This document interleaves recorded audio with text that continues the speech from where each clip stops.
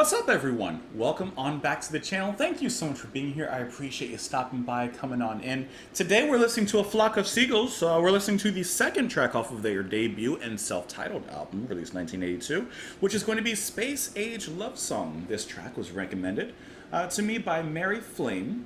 Pentagrammaton, you said that these were good recommendations, so I'm kind of tossing you in the basket with the rest of the eggs. Also recommended by Ebo Thrasher. You gotta thrash that Ebo. And then finally, Mr. Kite. So thank you guys for the recommendation on this one. Now, Flock of Seagulls, I've actually already heard the first track actually off the album, I Ran.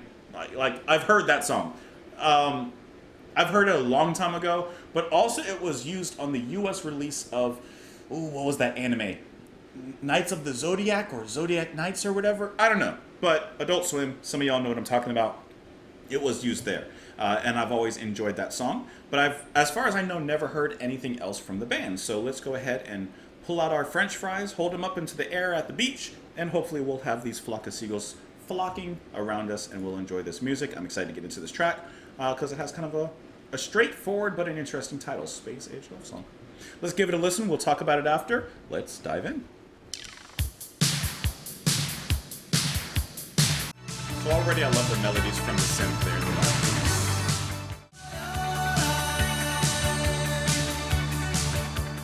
This is one of those cosmic, just swing with it kind of songs.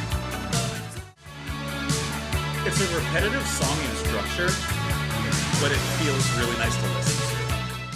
Yeah, that track kind of perfectly lived up to its own name. It's very romantic, very sweet in like even the presentation. It musically sounds like and captures the feeling of being in love and like, you know, when you're so head over heels in love that you feel like you're floating, and in this case you're floating into space. It has a little bit of that spacey sounds, not only with the synths, but the lasers that are kind of pew pew pew blasting off like stormtroopers shooting over at Hoth. Like, it has that kind of spacey sound to it, but like I said, it fits its title as it also sounds very much in love, or like the feeling of in love. It's repetitive as well in its structure. It doesn't, I mean, I guess you could say it has a verse and a chorus, but it doesn't really feel like it. It kind of feels like one continuous movement with kind of two separate parts. But I think that repetition actually works in its repetition actually works in its repetition actually works in its favor, and it actually pushes along the mood of the music, and it kind of takes you into that upper stratosphere, holds you there, keeps you there, and then brings you back down very quickly, very slowly. But what a nice journey it was to go up into the atmosphere there. Lead vocals are going to be performed by Mike Score, who's also handling the keyboards in here. And I think that his voice was very nice. It floated right along the side of the music.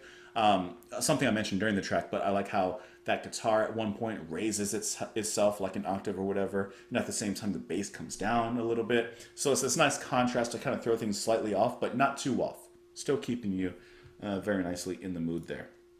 It looks like this track reached number 30 in the UK and the US, actually, in 1982 and 1983.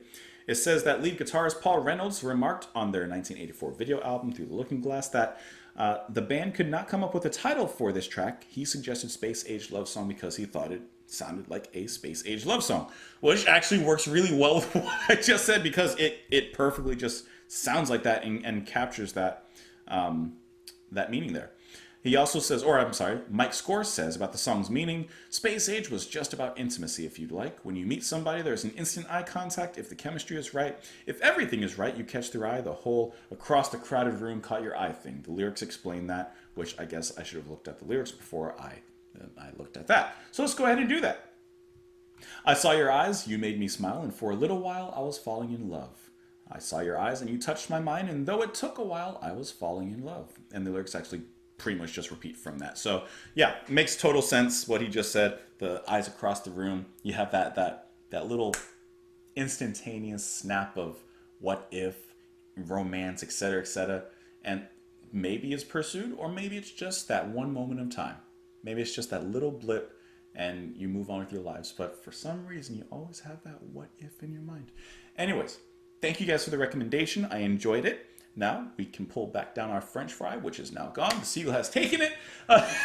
Let me know your thoughts in the comments below. You can follow me over on Twitter. You can support the channel and what I do on Patreon. Otherwise, I hope that you enjoyed your time here. Hope that you come back tomorrow, And I hope to. Oops, I clicked something. And I hope to.